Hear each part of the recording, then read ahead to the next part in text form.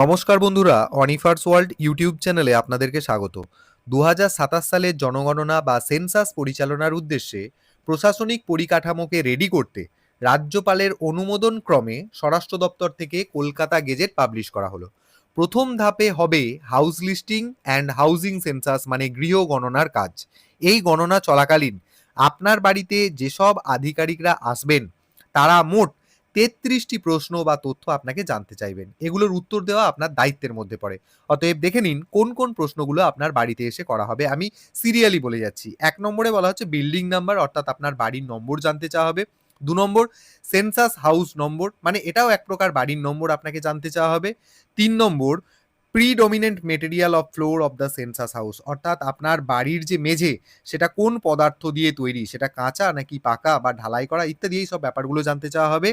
৪ নম্বরে যেটা জানতে চাওয়া হবে predominant material of wall of the census house, অর্থাৎ আপনার বাড়ির যে দেওয়াল সেটা কোন মেটেরিয়াল দিয়ে তৈরি, সেটা কাঁচা নাকি পাকা। ৫ নম্বর আপনার বাড়ির ছাদ কোন জিনিস দিয়ে তৈরি।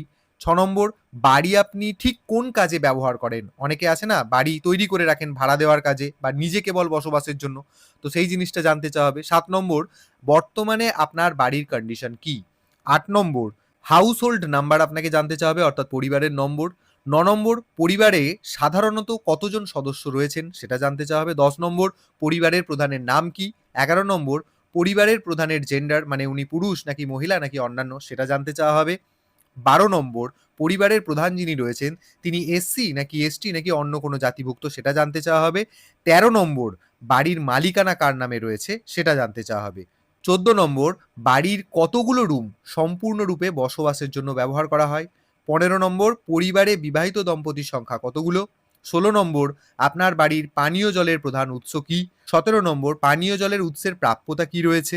১৮ নম্বর আপনার বাড়িতে আলোর উৎস কি, মানে ইলেকট্রিসিটি নাকি অন্য কোনো কিছু জেনারেটর ইত্যাদি। ১৯ নম্বর আপনার বাড়িতে শৌচাগার আছে কি না। ২০ নম্বর যদি শৌচাগার থেকে থাকে তার ধরন কেমন। ২১ নম্বর বজ্র বা নোংরা জল বেরোনোর ব্যবস্থা আছে কিনা। ২২ নম্বর আপনার বাড়িতে স্নানের সুবিধা আছে কিনা। ২৩ নম্বর বাড়িতে রান্নার গ্যাস আছে কিনা, অর্থাৎ রান্নার জন্য আপনি বাড়িতে এলপিজি বা পিএনজি কানেকশন রয়েছে কিনা।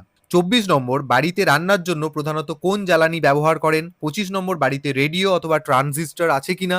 ২৬ নম্বর বাড়িতে টিভি আছে কিনা। ২৭ নম্বর বাড়িতে ইন্টারনেট কানেকশন আছে কিনা। ২৮ নম্বর বাড়িতে ল্যাপটপ বা কম্পিউটার আছে কিনা। ২৯ নম্বর বাড়িতে টেলিফোন অথবা মোবাইল নম্বর অথবা স্মার্টফোন আছে কিনা। ৩০ নম্বর সাইকেল, স্কুটার বা মোটরসাইকেল বা মোপেড গাড়ি এই সমস্ত কিছু আছে কিনা। ৩১ নম্বর কার, জিপ, ভ্যান এসব কিছু আছে কিনা। ৩২ নম্বর বাড়িতে প্রধান খাদ্যশস্য হিসেবে কি ব্যবহার করা হয়, অর্থাৎ আমরা বাঙালি, আমরা বেশিরভাগ ক্ষেত্রে চাল বা ভাত ব্যবহার করি, সেই উত্তর আপনারা দেবেন। আর লাস্ট ৩৩ নম্বর বাড়ির প্রধানের বা কোনো একজনের মোবাইল নাম্বার। এই সহজ ৩৩টি প্রশ্ন এবং বেসিক প্রশ্ন এগুলো। অতএব আপনারা রেডি থাকুন এবং সেন্সাসের কাজে সাহায্য করুন।